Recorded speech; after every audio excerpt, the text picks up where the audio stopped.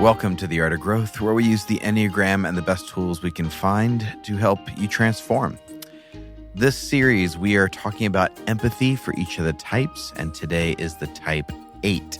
We want to take a behind-the-scenes look at what it's like to live in the skin of that type and things we've learned from coaching these types through this series. If you're new here, I'm Jim Zartman, and today you'll be hearing from me and Joel Hubbard. If you're new to the Enneagram, you can take an online test or an instincts test at theartofgrowth.org. And that's also the place to reach out to us for individual coaching. And if you're interested in having us train in your organization, we've made some updates to our corporate page, which includes a blog of the entire rundown of what it looks like to work with us for 6 months to a year.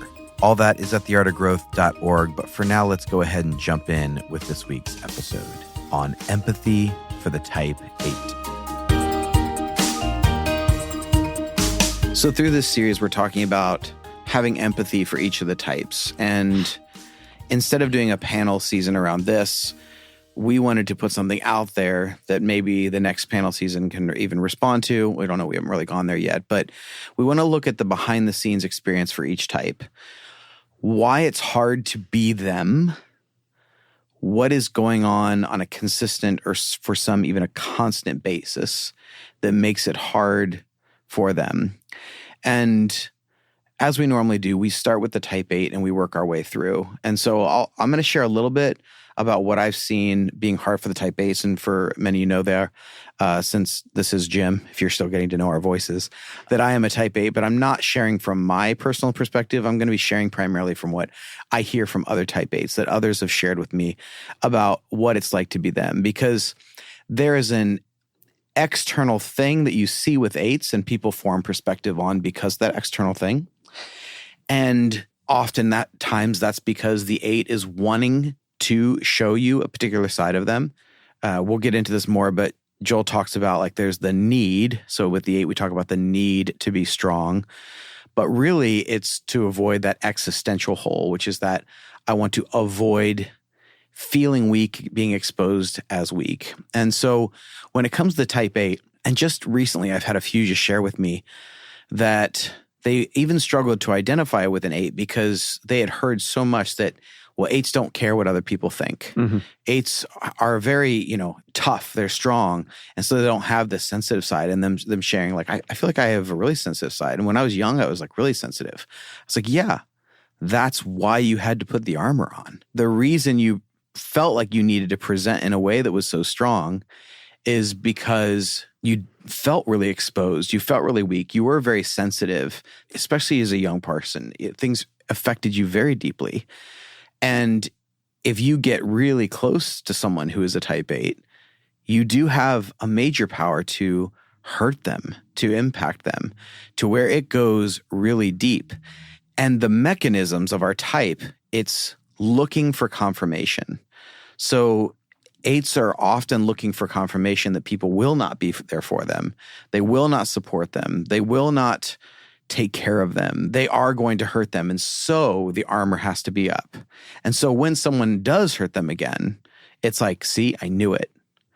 And I shouldn't have let my guard down. And now I have to be even stronger. Now I have to be tougher. Now I'm even going to be more guarded as far as letting people in. Mm-hmm. And so I think the thing that people don't understand about why 8s present as so sure, as so confident, as so intense, it's so that something else doesn't take over. It's in order to mitigate this feeling that I'm going to be destroyed, I'm going to be hurt, someone's going to conquer me. And so that is why I put the armor on at an early age. So a lot of times there is sensitivity tucked behind that feeling of their experience of intensity and strength. Yeah, I've heard from some other 8s too, and maybe you can comment on this, that there's also a desire to feel really alive, and that things that do not produce that, or there's an opposite effect of like pulling from that life, making one feel dead, no energy, flat, that there's a reaction to that in themselves and also when it's coming at them from people they care about, where there's like a deadness or a lifelessness or, no vitality in the people around them, that's also a bit of a threat. I wonder if you can comment on that. I think it's exhausting. I think that's the whole thing is this. For the 8, I think there's this weird thing of being a self-forgetting type, which is a term we haven't talked about in a while, but we talked about it, I think, in the first couple of seasons, which is I'm constantly thinking about the next thing I have to do or the task or even people I need to help or something I need to conquer or accomplish. That takes up so much of the thing. So I'm not paying attention to my own needs. I can be disconnected from my own heart because I feel like I need to be, because that'll be inefficient if I'm really focused on that to get things done. And so this sense of anything that's going to deprive the life force, that's going to force me to like shut down, slow down, be exposed, any of those things feel very threatening, almost to that amygdala reptilian brain response. And it's probably not of the fight, flight, freeze, or fawn responses is more likely going to be fight. Mm-hmm. That's just going to be the mechanism that is overly trusted. But the reason behind it is exactly what you're saying, is this feeling like I'm going to have my life force sucked out of me. Mm-hmm. And I think that's even the reaction to this control mechanism they talk about the 8. It's not the 8 wants to be controlling. It's that if the wrong person is in control, it's going to deprive me of my life force. I'm going to be deprived. I'm going to be shrunk down. I'm going to be forced into a small life that I'm going to hate. Mm-hmm. And then I don't know what I'll do if I do that. So if I'm forced into that, am I going to shut down and just wither and die? Or am I going to explode and have to destroy things around me? And it feels that dichotomous for a lot of 8s, where they talk about, if I hit that point, that's what I'm going to feel like.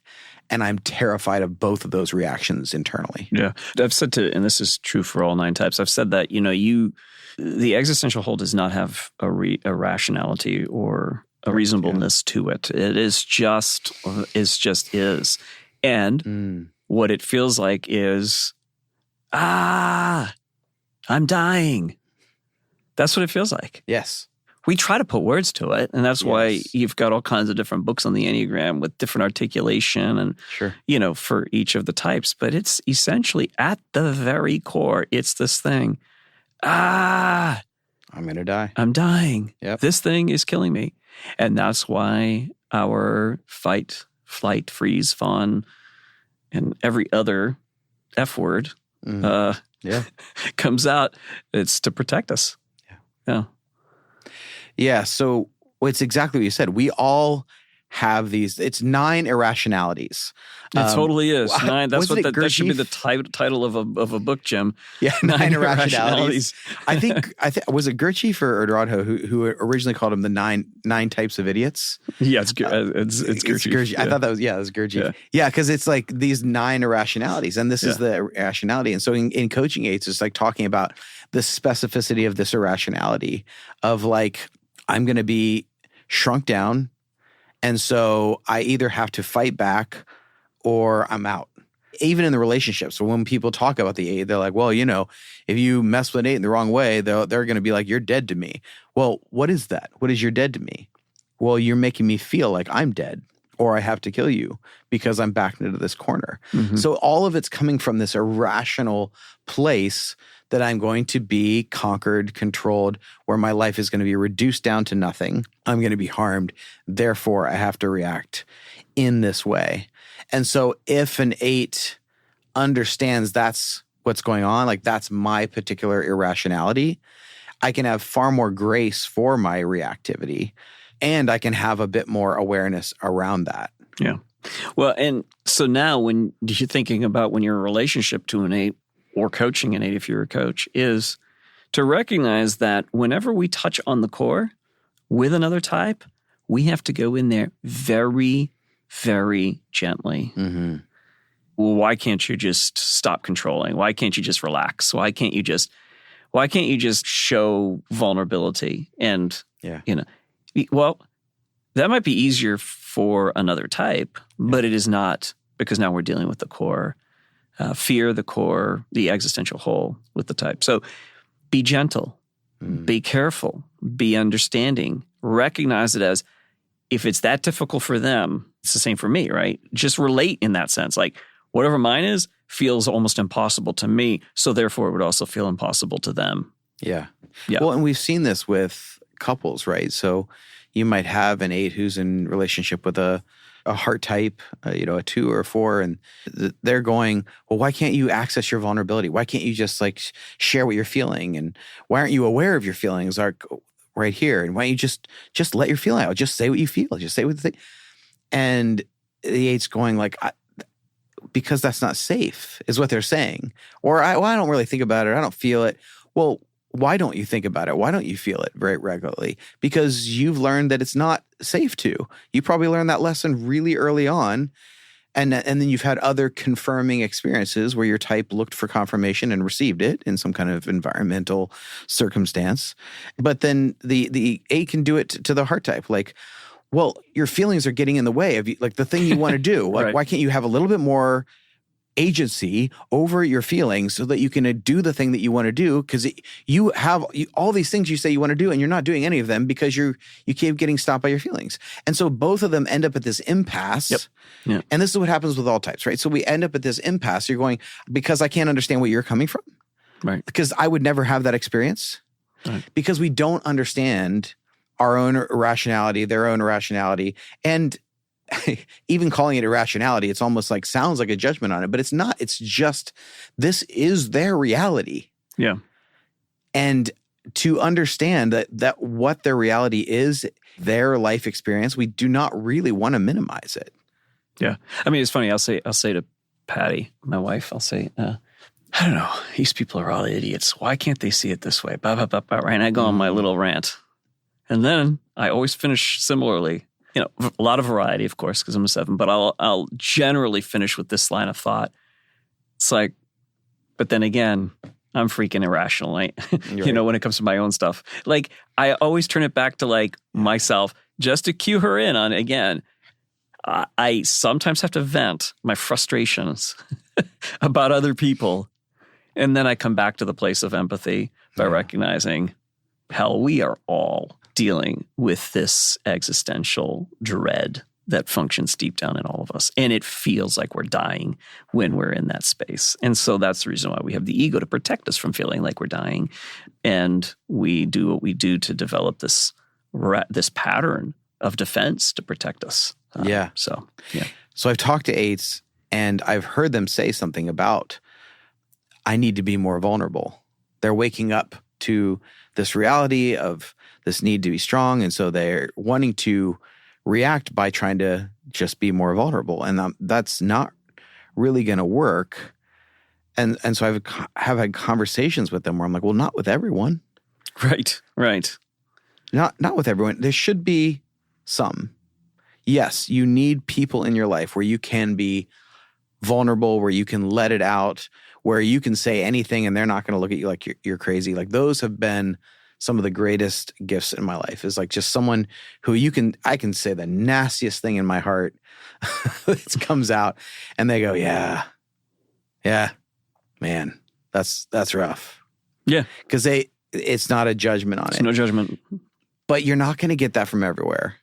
And so you can combine the need for vulnerability with your selective mechanism that wants to make sure that there are safe people. Well, and I think that's just the brilliance of the ego, is it's not only there to protect us, but it's also there to point out there are some dangers out in the world.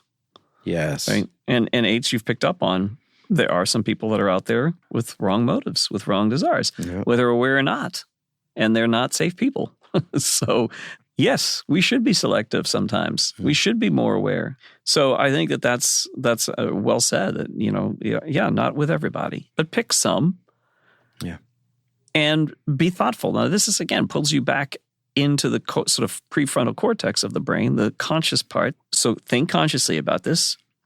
Is everybody really unsafe? Nope. No. Okay, good. Low bar. Let's move the bar up a little bit. Who are some people that are not unsafe? We're not going to even call them safe yet. We're just not unsafe. And you start to go, well, yeah, I suppose this person's not really unsafe. And I suppose this other person over here is not unsafe. Okay, great. And that starts to help you to move more into that thoughtful head center, leveraging the best of the head center to then move into how can I now become more deliberate, more intentional about expressing some of my vulnerabilities with these people in small dosages, optimal challenge, not too big, not too small, and then come back and what's the experience like? Now, I always tell people, once you take a step like this, you can have one of two reactions, and people generally take the one that I'm going to mention in a moment, but the one reaction is, glad I survived. Yeah. Right? Oh, man. I've talked to Ates about that. I've had that experience. It's just kind of like I shared, I don't know. Yeah. I don't know if do I regret this? I'm so glad I survived that. Yeah. Or, it didn't go so bad. Yeah. Right. So the one that's, I'm glad I survived that is okay, but probably not the best, because what happens with that one is you're relieved it's over. Yeah. And you're probably not going to do it again for a long time to come, because, man, that was terrifying. Mm-hmm. And I think what is the better response is, okay, I'm glad I survived. I may need a couple days to recover from this, but then always come back to reflecting through the head center again. How did that go? What happened? Did I die? No. Yeah. How do I feel internally? Well, some people will say, some Ates will say, I don't know, I just made it through. I'm glad I'm not entirely sure how I feel. Honestly, I felt exposed. Which is like, it feels worse because I feel exposed, right? Yeah. And then, that's one part of you. What's another part of you that maybe feels different about it? Oh, so maybe the part of you does feel that way. Acknowledging that. Yeah. That's good. Is there another part of you that feels a different way? Yeah. It's a really good question for an 8. Because otherwise, whichever is the strongest one is the only one I'm seeing for the time. Yeah. And it's good to be like, okay, yeah, that one's there too. Yeah. It's there. It's an also. For sure. Yeah. It's not only. Like what else? Is there any sense of relief in that? Yeah. We'll do the 5s later, but it's similar to the 5s in that, there's this like, I'm glad it's over, right? I'm glad I did this. Yeah. And then, so I'll say the 5, are you tired? Oh, I'm exhausted. Okay. But what kind of tired? Is it different than other tireds? So let's talk about the other parts of you. How's your heart feeling right now? Do you feel more connected? Yeah, I do. I feel really much more connected. Okay. So it's not an ugly tired. No, not really. Okay. Could you tolerate that kind of tired? Yeah. Because otherwise you're lumping it all into one kind and you're just like, wow, I'm just tired. Right. So I think it's true of all 9 types is that, when we're touching onto that core, it's going to have a reaction of, I feel exposed as an 8. I feel totally exposed, right? Yeah. Okay. But is it an exposed that's really, really bad? Or what kind of exposure does that, So what other parts of you, would feel maybe different? What would that be? What would those parts feel? And maybe I'd feel maybe a little bit more connected to that person. Okay. And how does your body feel around them now? Check your body out. How does it feeling? It's like, wow. So you start to understand that there are other parts of you that didn't get much airtime. Yeah. That now get to say, hey, I kind of like this. Yeah. This feels good to me, Yeah. And sometimes you can get back into it as well. Like the experience with someone connected in some kind of like physical way creates a better sense of emotional safety. And it's okay if it moves in that direction too. Because for some, like, if it's someone they feel really safe and good hugging, there might be more likely of sharing other stuff that's going on at a depth. But also it's just like, I've had to learn that I don't necessarily trust my discomfort as my truth teller. Like my discomfort with vulnerability as a truth teller. Because I think that's one spot that this can get stuck is even in checking in, it might not feel great. But is there a higher value that you can appeal to and notice? Is there something in there that says this is good, even if my systems have warning bells on them? I still feel like I have a lot to learn about it, and I feel like I need to have a lot of conversations with people to really understand their experience of this. But like, what is that like, and how do you get there when something feels like my warning bells are going off, but I'm going to stick with it because I know it's good. I know that there is a treasure in this, even though everything in me is being like, nope, nope, nope, nope, nope. Yeah. And I believe that that's actually the proper death that we have to die. It's the right kind of ego death, as they say, Yeah. But again, it's not the death to the entire ecosystem. It's more of that part right there, I've been holding on to for a long time. That part has protected me. And now it's no longer going to serve me as I grow. Yeah. So I have to confront it, and I have to actually starve that beast inside me. And I think that for every type, there is no shortcut to starving that part of your ego. You have to. Because otherwise it's just going to constantly be wanting more. Like, right, you're never going to be strong enough as an 8. So you're always going to be pursuing more. Yeah. And more life, things that produce more stimulation and more, energy. And this is never going to be enough. And so starving it, not feeding it, because you're choosing a different path that you believe aligns with your values, it's going to feel like death. What is actually dying when you talk about the good death? Because sometimes it's easy at the beginning of the experience, if you're first starting to grow, it's very difficult to distinguish between the ego you're trying to protect and the ecosystem you're trying to support. And something I wrote a few years ago about the way to look at our lives is that we are gardeners, not guards. And I think because I wrote that because I've definitely spent time as a guard. I'm trying to guard certain parts of my life, and to transition to being a gardener, to actually support the ecosystems in there. I can't help but think of the old phrase, it's better to be a warrior in a garden than a gardener in a war. When I start to garden, the warrior does not go away. There's no threat of that. The warrior is present, but it is the good death to let the ego go so the gardener can support the ecosystem that is trying to produce something that will bring life to others, because that's when I'm really in the best spot. That's really when I'm feeling like this is a beautiful thing. Yeah, wonderful. So thank you so much for listening. And if you have any questions or want to reach out to us, you can do that at theartofgrowth.org. But our hope for you today is that you integrate this energy of the 8, that you honor the parts of yourself that need protected, and that you engage with your inner strength, a body knowledge that the right actions will move you closer toward the kind of life you imagine, that forward motion is good. Even if you make mistakes, you can honor the effort and the action within you. And you can honor the challenging voice of others when they push back against you, and you can welcome it. And may you also celebrate any opportunity to empower another. Grace and growth, my friends.